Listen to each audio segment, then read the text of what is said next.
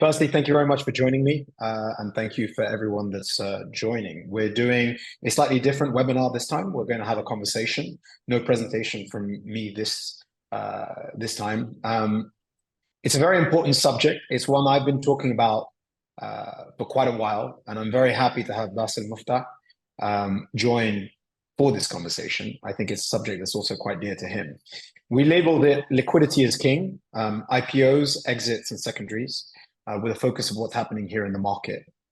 And I'll give a little bit of context around that in a second. But Basil, thank you very much for joining us. And as ever, always good to exchange views and thoughts. It's great to see you, Philip, again, and thanks for MAGNiTT for having me on their show. I guess from my perspective, this is too important of a topic, so I'd love to get started. Let's do it. Great. So the way that we're going to do this, 45-minute fireside chat between you and I, and then we'll open it up for some questions from the audience. So please do share them in the Q&A and in any of the chat bots. Look, ultimately, we're trying to identify and understand the exit patterns here in the region, as well as what are the opportunities and some of the challenges. I asked the team to pull up some data. I recently did a webinar and I was criticized that by using the same date range, we actually don't look at the success rate of the exits. So I asked the team to pull up all investments that have taken place between 2013 and 2020.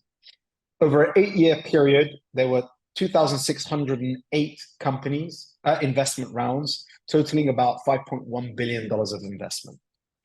And effectively, that accounted for 2,480 companies in that period. We then shifted that 3 years to allow for the beginnings of an exit window.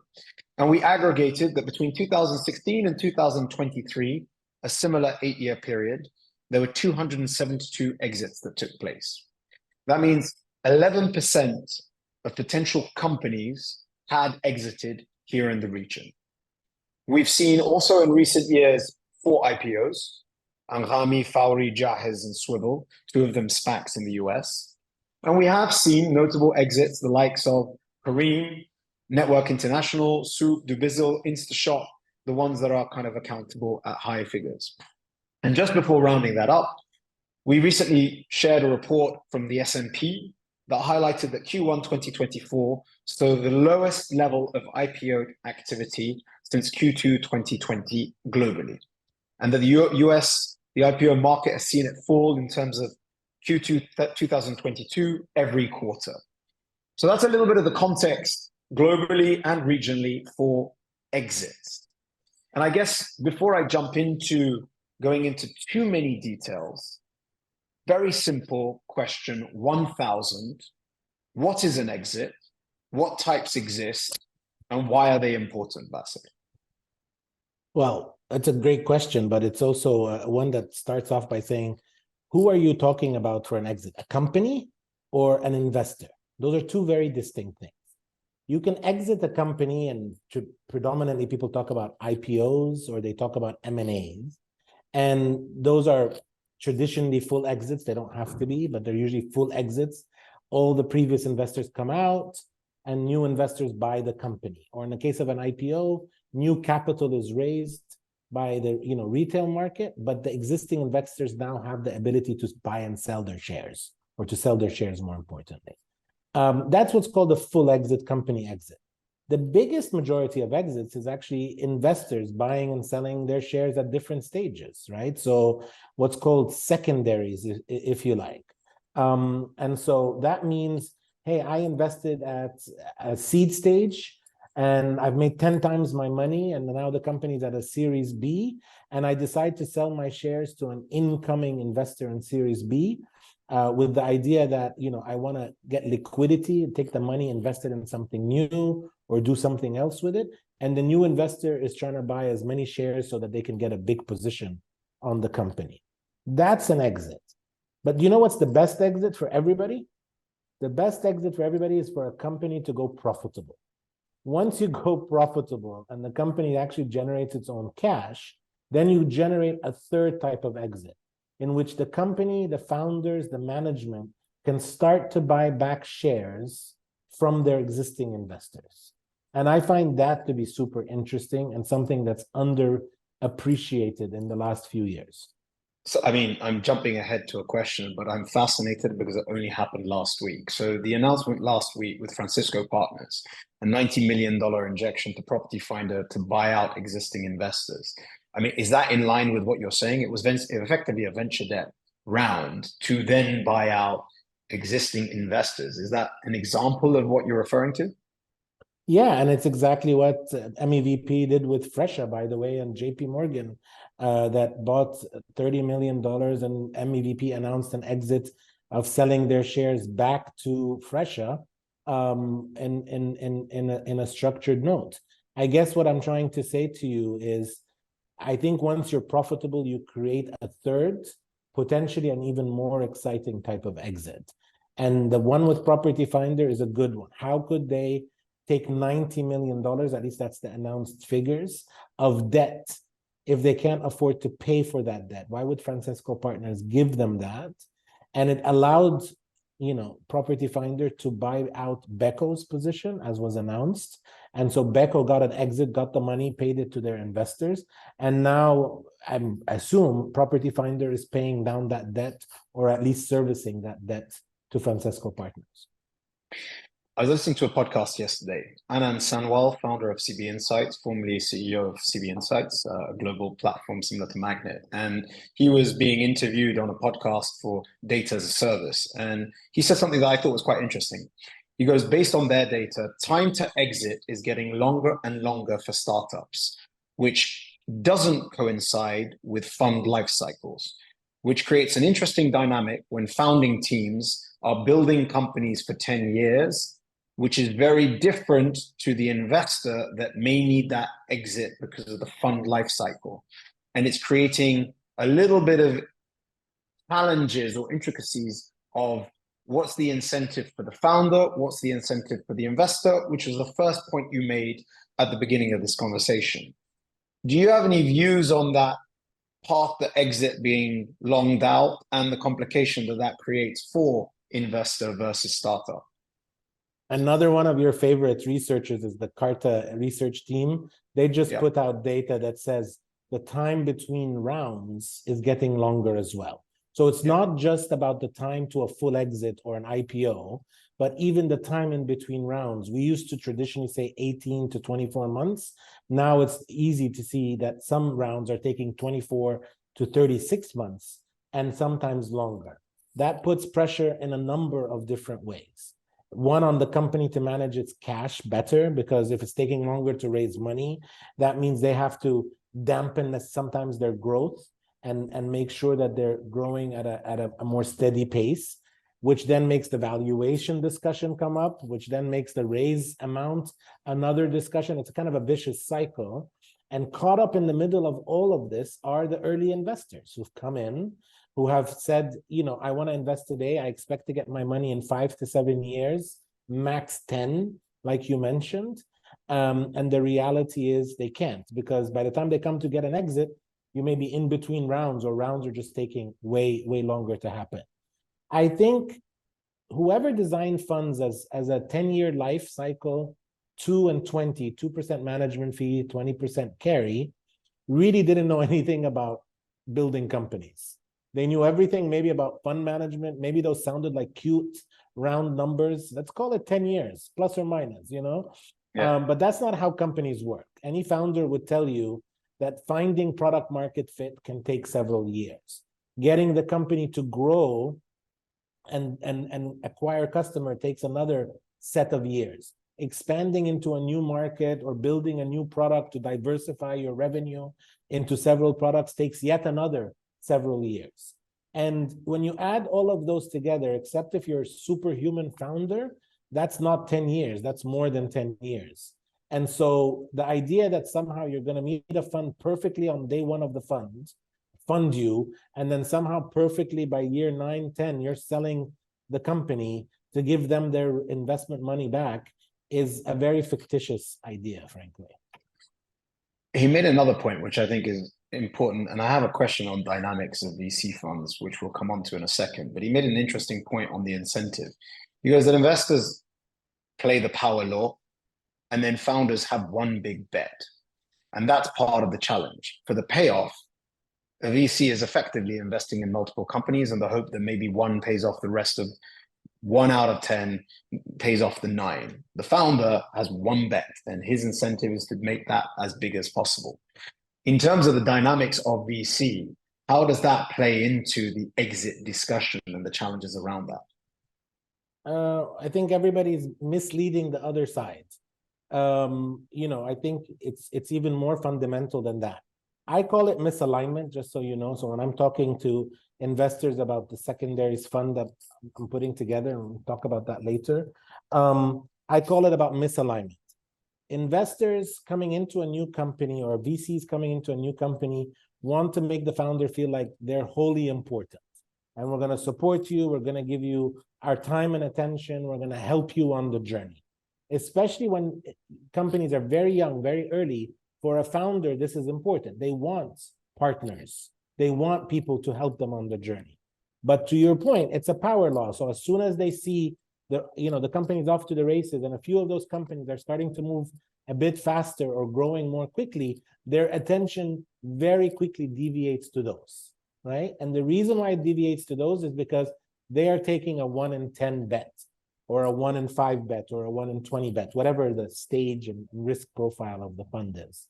For the founder, maybe finding product market fit doesn't take a year. Maybe it takes 2, maybe it takes 3, but they're behind now in that race, in a virtual, sort of a fictitious race. That causes misalignments, right? That causes all sorts of issues. For good VCs, they know how to juggle this. They know how to talk to the founders and set realistic expectations about their time and effort. For many young, new VCs, they tend to do that, in the wrong way. They tend to overpromise, underdeliver. And you get this kind of backlash amongst the founder community around which VCs are actually more supportive. And a lot of it is just, where are you in their race, in the VC's race? But what's interesting is founders should be looking to the VCs at only certain points in their development. Some VCs are good at helping raise capital. So don't waste the VC's time trying to get them to help you with business development when only their skill set of the VC is capital raising. If the skill set of the VC is capital raising, go to them when you're raising your next round. That's when you need them. Demand their attention at that point. Don't try to demand their attention on a continuous basis. It's not going to happen.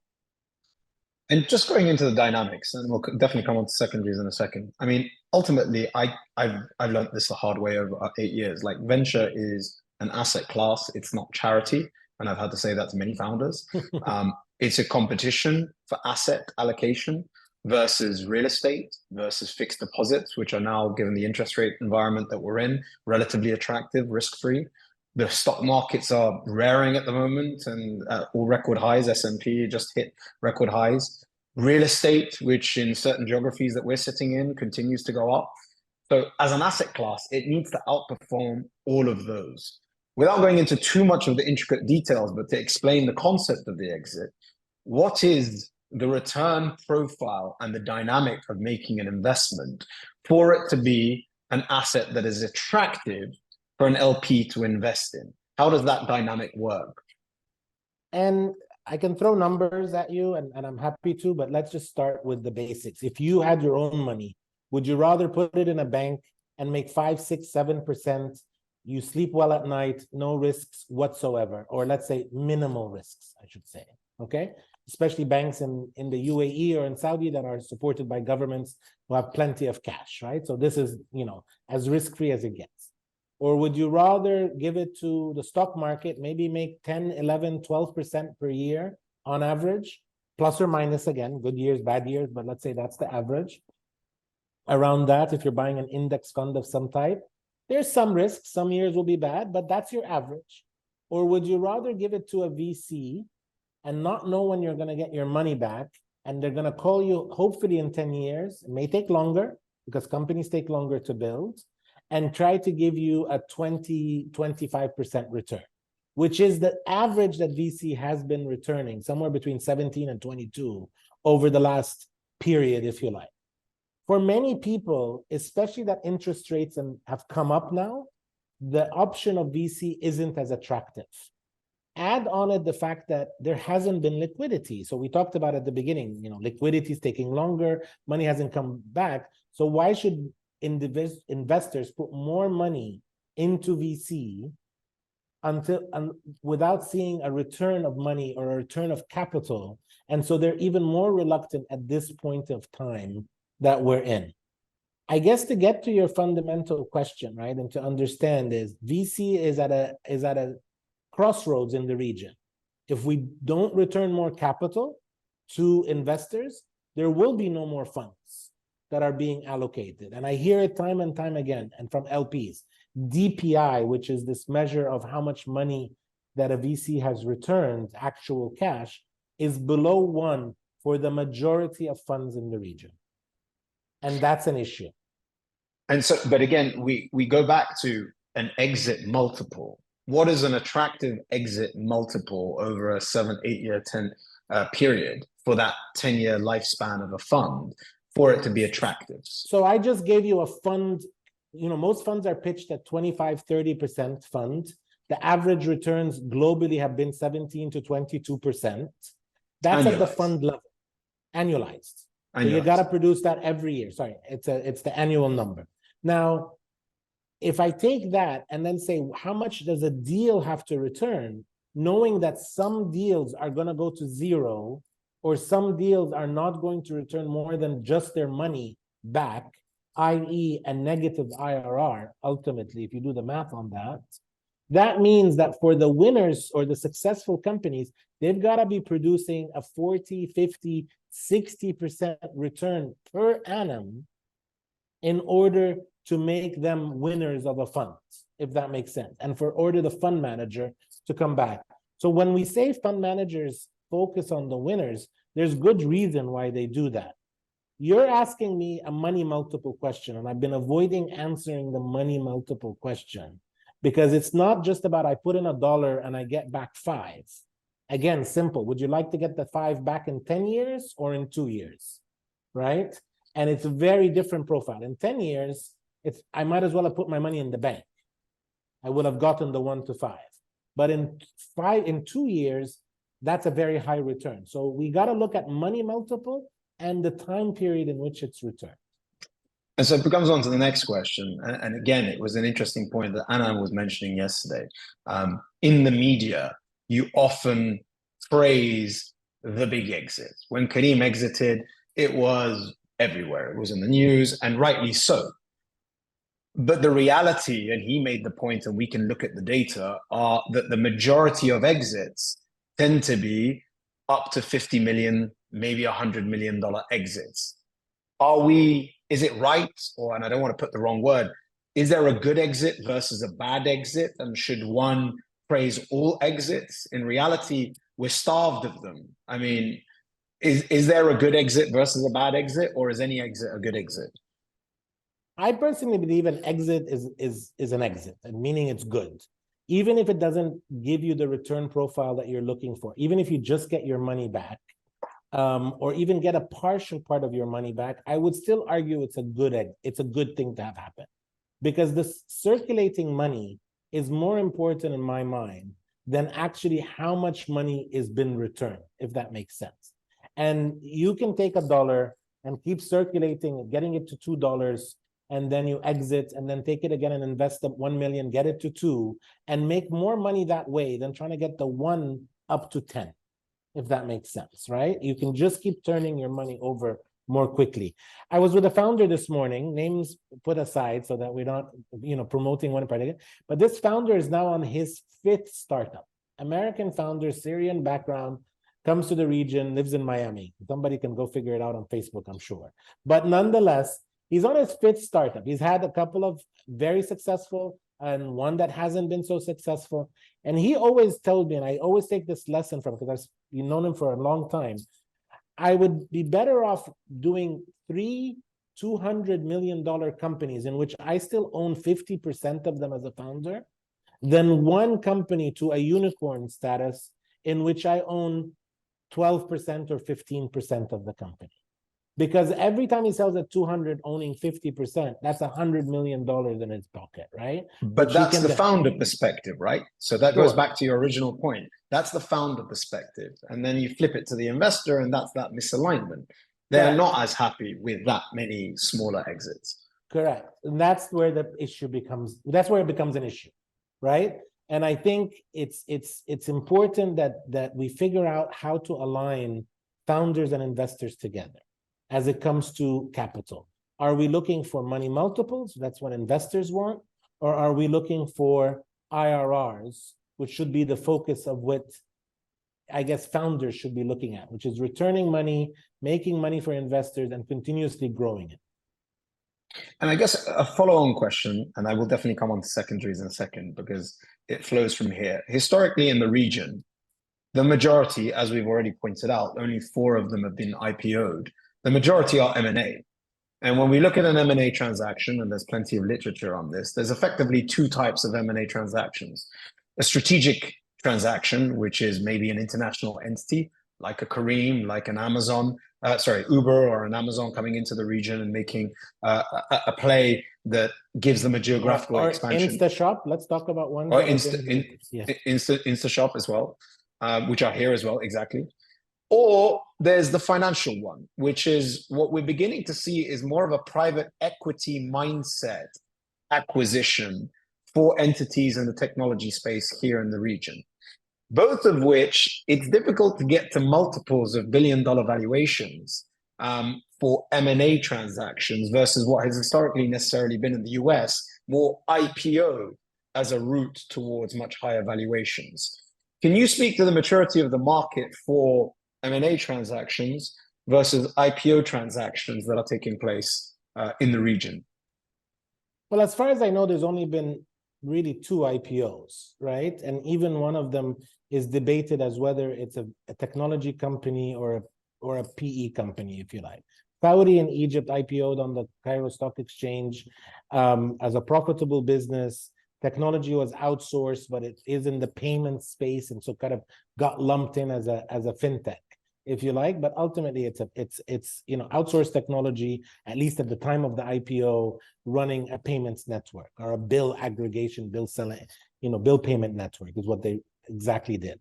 And the other one is Jahez on the Saudi exchange, the Nomo exchange, which was a delivery, last mile food delivery platform. And both of them have been successful. They got an exit, they got an IPO.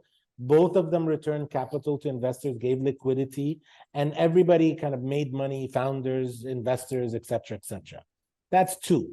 How many companies did you say earlier they're out there? At least 2,806, I think. 2,480.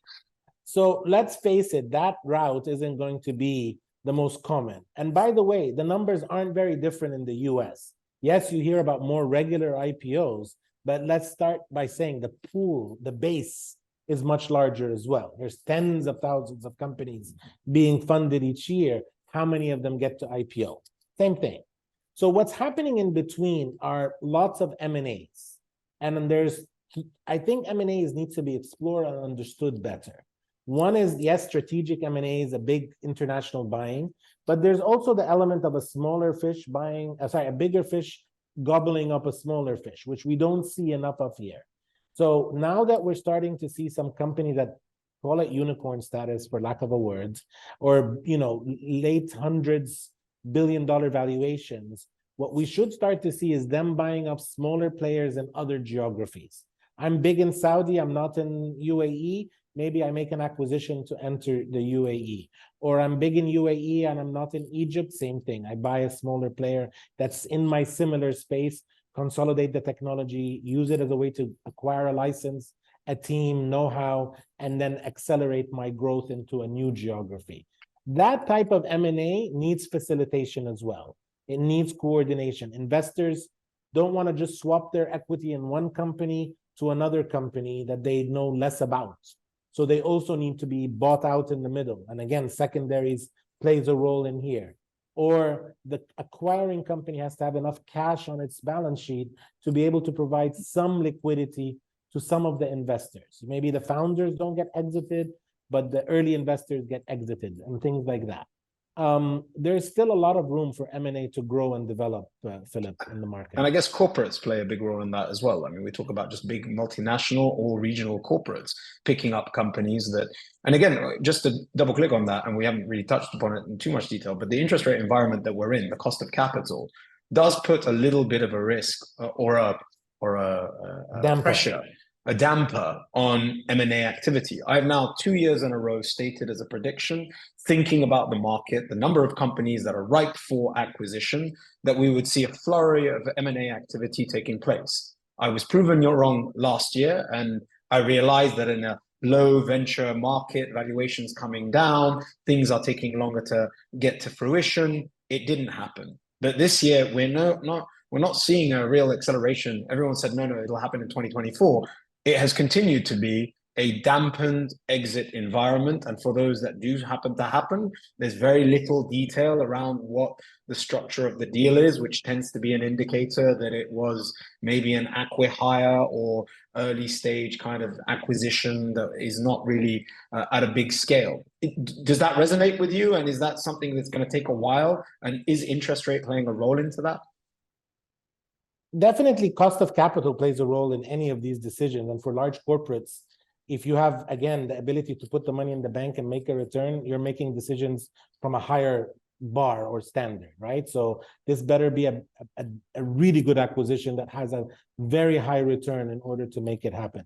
I guess what I would say is I also think there's acquisitions happening that are not published and announced, right? So like you said, acqui-hires, small acquisitions, early stage acquisitions that just don't get picked up in media and may slip through the cracks of some of the data. So my guess is the data understates the total number, but probably not by much. You're directionally correct. It's still very, very little overall. But I guess that the bottom line is egos still play a big part of M&A, in my opinion, and go beyond. Why would you want to sell your business when it's in trouble versus sell your business when it's doing well? Yeah. How are you ever going to get satisfied that you're selling at a good time, let's say, except if you're coming from a position of strength? But people don't want to leave anything on the table. They're like, oh, I make $2 million of revenue and I want $200 million for my company. It's like, how does the buyer ever make money on this? How do they spend 200 and grow from 2 million to what to justify that? And I'm exaggerating for the purposes of illustration, but there's just not this mentality of win-win enough in M&A. I will sell you my business. It's a good business. I'm in a position of strength. You may be better positioned to grow it because you have more capital. You have another market you can expand my product into that I can't do so easily. But I'm going to leave some money on the table. So I really want, I don't know, for this 2 million, I really want $40 million to sell it, but I'm willing to sell it at 20 in order to give you upsides on the deal.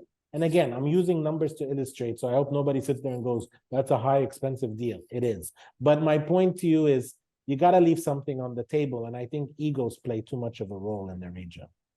And I think this nicely comes on to kind of a very fascinating part of the discussion. I think I've had 3 conversations in the last 2-3 weeks, 2 with active brokers, shall we call it, who, when discussing the subject, and I mentioned we were doing this webinar, said if they were able to set up a fund now, they'd set up a secondary fund. Now, better more than ever, the idea of actually getting into secondary transactions is appealing because of the market and the need for liquidity. We go back to Anand's point, time to exit is getting longer. We talk about the need for liquidity in the market for success. But rather than me speak about it, why is now an opportune time for secondary investments here in the region? And what is the opportunity? We've outlined a lot of the issues, but I think there's three major things. There's a lot of founders and management teams that are misaligned with their investors. They thought the company would grow in a certain way. It didn't, or it did. It's getting to a stage where that investor wants to see a return on their investment.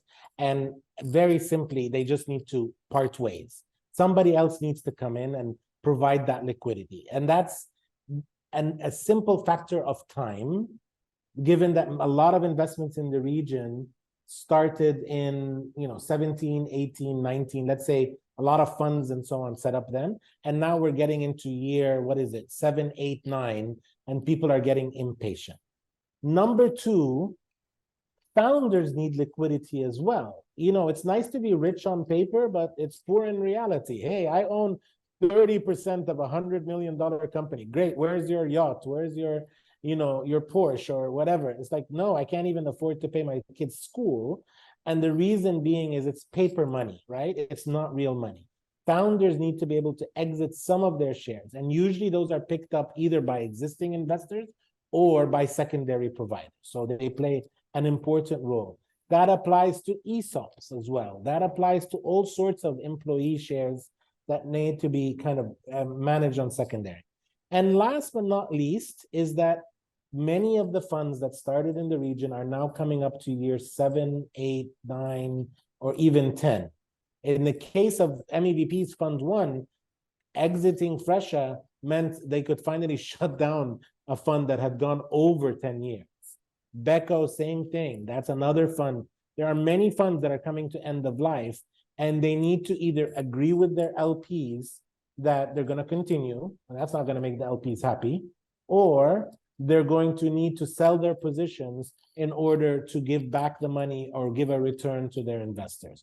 And so secondaries is just purely a timing opportunity more than anything else above it.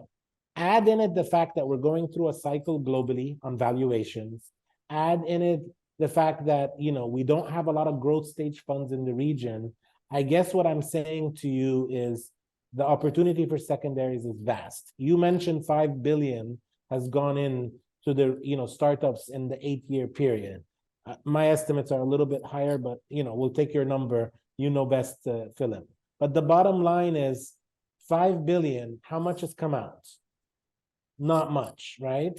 And therefore, the opportunity for secondaries is just a clear one. So for anyone that's joining and isn't quite clear about how the mechanics of a secondary transaction takes place, can you just explain that in terms of, is it a fresh injection of capital? Is it acquisition of existing shares? Is it the same value? What's the legal structuring that needs to take place? Just a little bit of an overview for people that are not necessarily familiar with secondary transactions. Typically, it's capital that's used to buy existing shares. Money doesn't go to the company, but rather goes to the existing shareholder in return for them giving up their rights and their ownership in that company. That's the simplest transaction you could possibly do. Now, when you think about it, there's a couple of things that need to be thought through. One is, what's the valuation? Well, if the last round was done in 2021 or 2022, that was a pretty high valuation. And therefore, the value of those shares today may not be the same. They may be less, they may be more, for that matter. If the company is doing really well, then maybe the valuation's gone up. But in all cases, usually the buyer, the secondary fund, for example, like Key Capital, would want a discount on the last valuation. Why do we want a discount? We call it the illiquidity discount. If I'm going to buy something that I can't turn around and sell for a few more years, then I want to take a discount to kind of give me a guaranteed return on my money, if you like. Guaranteed being a very, very, very loosely used term here, right? So at least I'm getting some benefit. And so the seller has to usually come to the table with the notion that, yeah, at the last round a year ago, they were worth $1 million, my shares, but I'm willing to give up 20, 30, 40% of that in order to get cash today. Okay? And as long as interest rates stay high, that discount will become bigger and bigger, just to be clear, right? Because people have an expectation that cash then can be turned around and invested in the bank, and we gave those examples earlier. The other problem that you get into is who has the right to buy those shares. So is it existing investors get the first right, or does the new buyer get the first right? And so there's a little bit of a dance that has to happen in the beginning, where usually the existing investors have that right. And so you kind of need to go to them and say, hey, I'm selling. Do you want to buy? It's called right of first refusal or right of first offer, whatever way it was written in the subscription shareholders agreement. And if they're not buying the shares, then the secondary fund can come and buy. But then that creates a different problem. What if the existing investors aren't buying? What does that tell you about the state of the company? And so the discount can get even more deep from there, if that makes sense, right? So bottom line is, it is about capital. It is a shareholder to shareholder transaction. The company is usually facilitating it or somehow making sure the share registries are properly updated around that, facilitating the ROFO agreement or the right of first offer, first refusal, but the company itself doesn't receive capital. I will say this, in many cases, secondary rounds are done alongside primary rounds, and they're combined together. And that happens as a way to say, hey, the company gets some money, the existing investors get some money back. So there's kind of a multi-layered transaction that occurs. Well, I was speaking to one of the brokers the other day, and he made an excellent, interesting point that I wasn't aware of or thinking about. Certain investors at later stage can only commit ticket sizes of a certain amount. And therefore, to meet that ticket size, they are comfortable taking out secondary investments as well as a fresh injection of capital. Because to what you've just said, a pure form of secondary investment is a transfer of share ownership, but no actual injection of cash going into the company itself for growth. But if you're a later stage investor and you're wanting to put in 20 million, but your normal ticket size is 50, you can clean up part of the cap table as part of that, meet your requirement and provide the fresh capital injection into the entity itself, which makes it a lot sweeter for them with a much larger stake in the entity. Absolutely. And there's been many transactions that you just described happened here in the region. And actually, when you hear Sella had a big raise, as we had a month ago in Saudi Arabia, that the numbers thrown in the market are like over $100 million round. Actually, fresh capital was a small portion of that total round. The majority of the money actually went into a secondary transaction that happened within it. And that's where I go back and say the data can sometimes be a little bit misleading in the sense of you don't know what the structure of that transaction was. I mean, and as the data provider, why is it that people are uncomfortable sharing that? Because it's always fascinating if we ask. The investor says the company doesn't want to share. You speak to the founder, the investors don't want to share. I mean, you're stuck in this middle ground of nobody wanting to share. And then the reality is that there's no reporting or regulatory body you can actually access if it's a BVI or Cayman Island, because they're all internationally kind of covered and you can't access that level of information. So what's the hesitancy of disclosing secondary level investment data? Is it because it's at a discount and people don't like to say that it was discounted? Yeah, I think that's part of it. Some of it is ego and cultural norms around not wanting to say how much money did that investor get for their investment. They put in 50, they made $1 million. Oh, wow, look at them. They've made a lot of money. It's kind of, al-hasad, I think is called in Arabic, which is kind of the evil eye or whatever you want to call it. Yeah. So there's some cultural stuff around it. But let's talk seriously, Philip. These are private transactions. And so the disclosure is purely up to the players. I personally think it would be great and would encourage the market a lot to disclose. If people knew the data, they would see that this is a viable asset class. They don't want VC. Nobody wants VC to go away, right? I mean, VC creates jobs. Technology companies are transforming the way we live. I think we can all argue, getting fuel delivered to your car at home or being able to shop online or sell things online has all changed and transformed our lives. But the industry is at a threat without the lack of transparency. And I think the transparency would show a lot more money, a lot more shares are being exchanged than what's known, more money is being made than what's available, and that you can, and that it's not a sign of whether I took a discount, therefore that somehow put me in a position of weakness. It's like, look at how much money you've made from buying and selling those shares. That would encourage more investors to participate. So I'm all for transparency. Frankly. I mean, we could have a whole podcast on this because obviously it's the business that we run, but it's fascinating when you're looking at international markets. It's either the regulator that provides this level of information, which is very difficult to do. The second is that when you go to the US, the filings tend to come from the LPs or the pension funds or the large corporates. Here, the majority of LP funding is either sovereign and or international development funds, neither of which necessarily have the reporting requirements of individual investments at a fund and then at an individual startup level. So that's also something that's kind of challenging. I do want to open. And I think it should be mandatory. I mean, personally, I think it should be mandatory for later stage companies. I don't think we need to know about every single investment and $500,000 here or $250,000 there, even though I would encourage it. But I think once a company hits 100 million or above, I think it should be required to disclose. And I think that's not atypical around the world. I do want to open it up for any questions in a second. So if anyone has any questions, please put them in the Q&A and or the chat, and we'll try to get to them.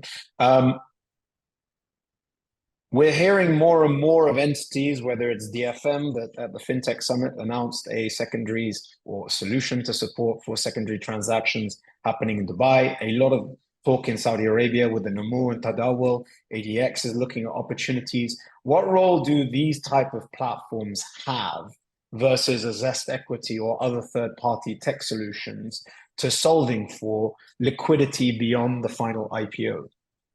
We're in the stage of figuring out what works in this market. So let's first of all say nobody knows the answer to that question clearly. And probably more options is better than less options. So Zest Equity and Clara and some of these platforms are providing tech solutions where you can group investments in SPVs, make it easier to exchange shares. It's creating more structure to the form rather than having very, complicated shareholders agreements that you need to work through to be able to do deals. On the other side, stock exchanges have made it very clear that they're opening the door, for companies that are not profitable or are, have different criteria than what is typically required. Again, taking a company public is no small matter, right? It's complex to say the least, and profitability is not the only issue to worry about. It's about being able to do investor relations, maintain records. There's a whole bunch of other complexities that go with public and being regulated, etc. So where I think you'll find is this layer in the middle of funds that are starting to come up around buying and selling assets, whether it's private equities, Investcorp pre-IPO funds, for example, whether it's the Key Capital secondary fund, which is more focused on Series A, Series B investors who want to get out, who came in at seed and need to come out before the big investors come in, or whether it's, corporates making strategic buyouts and starting to buy 30, 40, 50% of companies. You're going to see a whole bunch of people starting to play in that middle section, if you like. It will remain disorganized for some time, which I think is good. It creates options, but it will also make the market probably more confusing rather than less for a while until we get some size, as we did with early stage investors, where we now, in Saudi or UAE, you have clear investors, Beko, Shuru, Ra'id Ventures, Impact, Algebra, who now play the early stage part very clearly as professional VCs. There's always going to be others, but at least some have gotten to a certain scale, if you want. And just so that, probably my final question, if people have questions, please put them in. How is your fund structure different to a VC? We went into a lot of detail about a 7-8 year view of a traditional VC. How is a secondary fund structured in terms of returns? Because you're obviously entering at different points. You may be exiting at different points. Is there a different type of mandate to what a traditional VC is looking to try and achieve? Yeah, our focus is IRR. We say we say IRR is the new DPI, which is kind of a stupid fun joke, so don't bother about it. It's nothing funny. But it basically saying that we return capital by moving, by buying and selling shares more quickly and more rapidly, creating a market and market liquidity, as opposed to taking a VC view that's longer. Typically, the fund will be shorter. So this is our debut fund is a 7-year fund with a 3-year investment period. We think we're going to get through it relatively quickly. Some of the things we're looking at and investing in today, we're already know where we're going to exit and the timeline we're going to exit on, and have, you know, buyers on the other side. So in some ways it's exciting. It's a different perspective. I love doing VC. I mean, I enjoyed the time I did that and working with founders and so on. But until we solve the liquidity issue, we're all stuck, in my opinion. And so I feel like I'm a founder starting a new initiative, trying to disrupt the market and trying to solve what I think is a critical problem in our own ecosystem. So I'd like to think of Key Capital as a liquidity provider rather than a VC, if you like. And I say that in the sense of buying and selling good companies. I'm not going to look at companies that aren't doing well, but doing decent companies that are coming up to bigger rounds, who have some investors who need to come off the cap table, where we can provide that liquidity, make some money in the middle, but be able to, you know, kind of trade the shares, if that makes sense. Great. Let me see if I can ask a couple of questions from the audience. This is why would companies prefer to IPO via SPACs in foreign countries like the USA as opposed to IPOing in local markets? I guess that's maybe a fad that is now no longer the case, but it was at one point. Maybe you just have a view on SPACs in general and how they are different to potential IPO listings. Any thoughts around that? SPACs took an advantage of a time period. SPACs are not new, by the way. They've been around for a long time, and they come and go within the US market in particular, but in other markets, they're particularly suitable in a time period where there's kind of low interest, you know, where people are looking to arbitrage the IPO process itself. By and large, it's been a very unsuccessful story. Many companies that SPACed either, or, you know, their shares prices tanked afterwards as people, you know, sold the shares too quickly. There wasn't a long-term view. I think, you know, there's a lot to read about, and I'm not gonna, you know, go through it right now, Philip. But the bottom line is SPAC is a fad that's now passed. It may come back in a few years, but for right now, it's not available. As in terms of IPO, it's a longer, slower process, but it ensures that investors all get, you know, what's the right way to put it?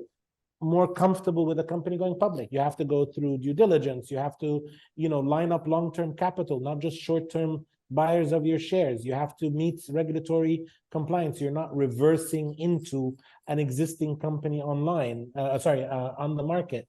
So I guess the short answer is IPOs are institutional grade way of providing liquidity. Only the best companies should IPO.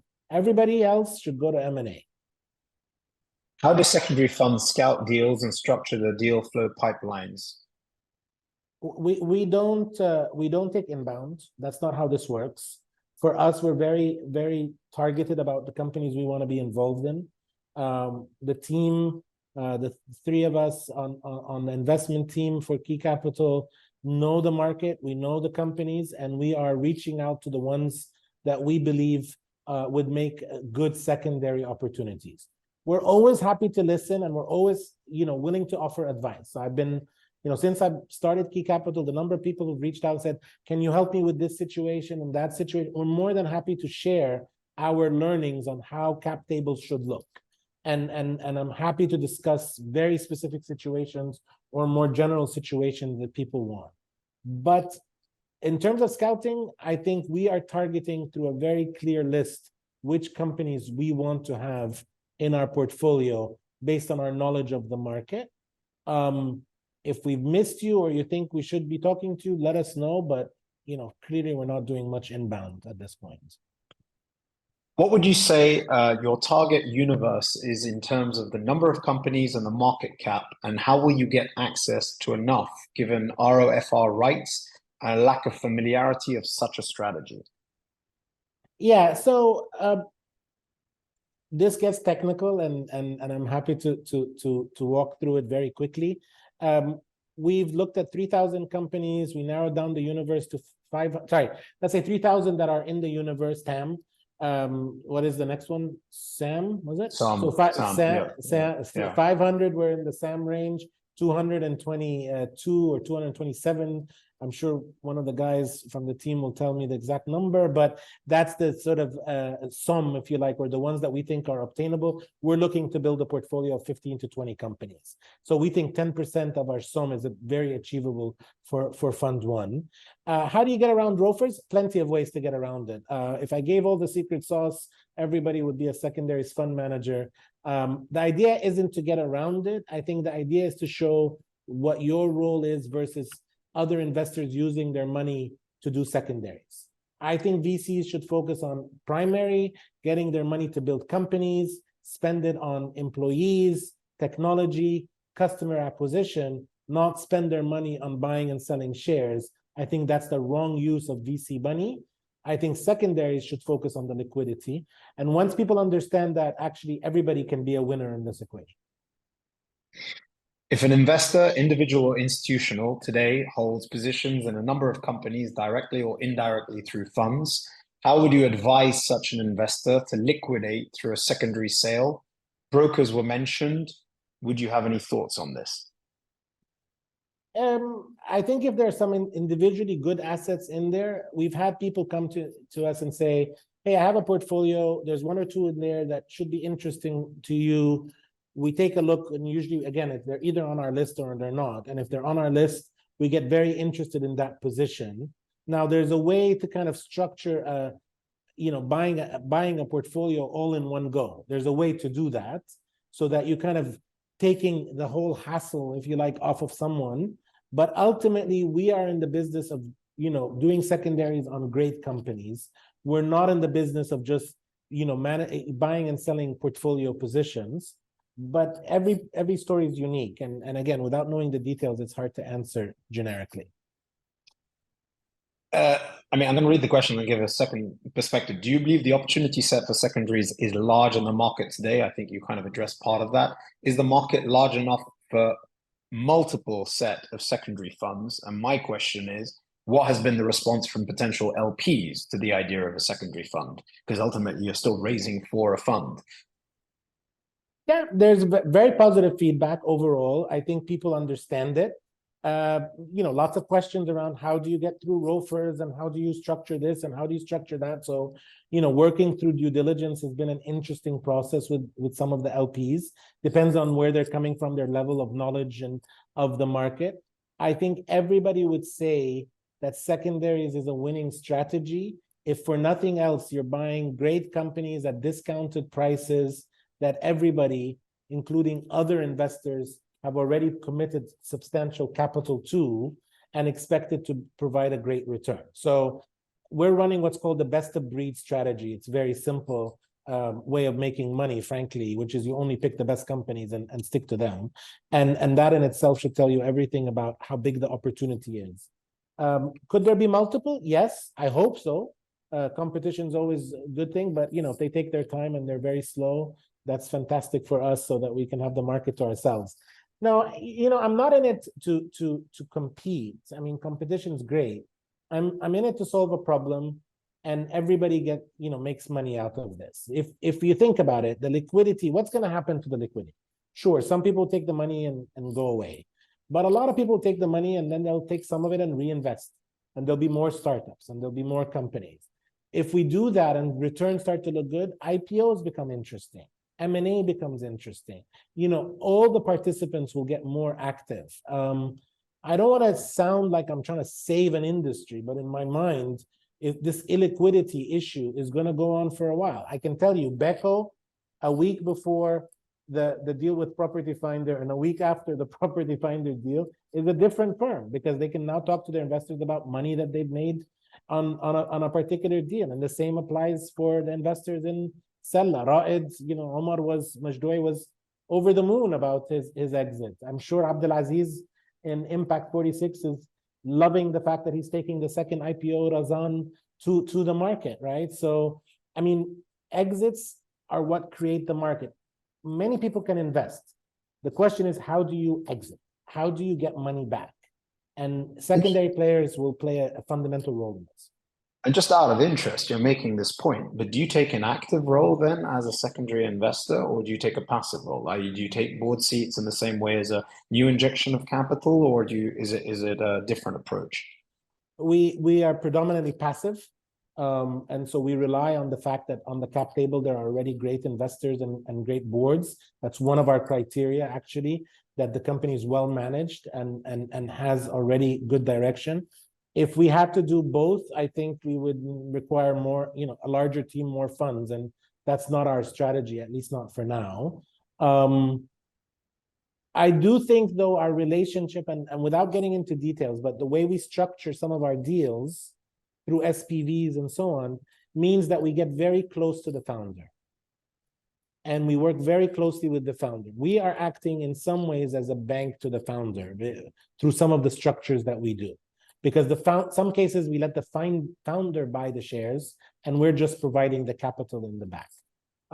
Again, without getting into too much detail, Philip, on this webinar in specific. But my point to you is, by getting close to the founder, we're advising on how to manage cap table, how to manage governance. These things matter. 40 shareholders all trying to decide things for a company never makes for a great company, by the way. The less people, the better. There's quite a few questions coming in, but I'm going to ask two that are in conjunction. I have a chart in front of me highlighting secondary fundraising according to PitchBook, which is the second highest in a decade. The highest was in 2020, and the highest is in 2023. I guess the question is that the opportunity in a venture market that slows down, that secondary investments become more appealing? But I will then coincide that with a question that says, how do you exit if there are no exits? Are you just kicking the can down the road? Yes, there's an element of kicking the can down the road. Let's be honest about it. But market makers are not VCs. So we're willing buyers and we're willing sellers. We expect to buy things around investors who came in at seed or came in at pre-Series A, who by the time they get to Series B have made a 10 times return, and they're more than happy to sell at that point, but they'll take a discount, right? So they'll make 7 times return or 6 times return instead of 10. And I'm, from my perspective, I'm getting a discount on the Series B share. Let's put it that way. And I will sell them at Series C and Series D. That's the plan. I mean, when growth investors come in, I'm going to sell my position. Market liquidity isn't venture capital. And I think that's one of the things that we keep reiterating, is being a market maker isn't the same as being an investor. But yes, I will also benefit if more exits happen. The funds that I manage will benefit from that, for no doubt, right? So we all want the same thing, but in the meantime, I can be a little bit more flexible than long-term investors who tend to buy and hold for a very long time. Last question before we wrap up. What is your opinion on pre-IPO marketplaces like Equity Zen? A lot of debate in the venture capital regarding such platforms. One of them will eventually be successful at that strategy. It's been hit and miss. It's probably the best way to answer. I know some examples where people have done well on those.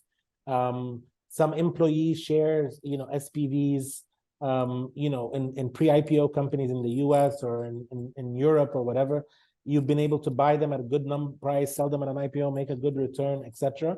So I think there's something there, but it's a lot of hit and miss. Who's doing the due diligence? Who's taking the responsibility? Who sets the price for this? And so on. And I think the reason why we choose to be a fund manager rather than a marketplace is because we take responsibility for the decisions we take. Basil, as ever, absolute pleasure. I thoroughly enjoyed the conversation. I think that the liquidity issue in the region is one that we've talked about, and there's not enough transparency and information around that. As we as MAGNiTT continue to kind of develop into the private capital space, we've touched upon private equity. We'll be doing a webinar on private equity very soon. We're looking at private credit, which we've touched on venture debt, but we'll be doing the next webinar, if anyone interested, will be on private credit with the team at Sharouk. And secondaries and exits is an area that is very important to us because of the point that you mentioned. How can we judge fund performances, startup performances, success of GPs and LPs if we're not able to track secondaries, actual exits, and then backdate that to the individual funds. So this is an extremely important area that I think needs more transparency. But thank you very much for your time. Good luck with Key Capital. I have no doubt that you'll be very successful and share a lot of insight in the ecosystem. And thanks for the insights. No, thank you. Thanks to MAGNiTT. Love it. Always use it. And so let us know if we can. Well, I can't give you data that is confidential, but at least I can confirm when things have happened. Perfect. Thank you very much. Thank you to everyone joining. All the best. Thank Keep you. in touch. Take care. Bye. Thank you. Bye-bye.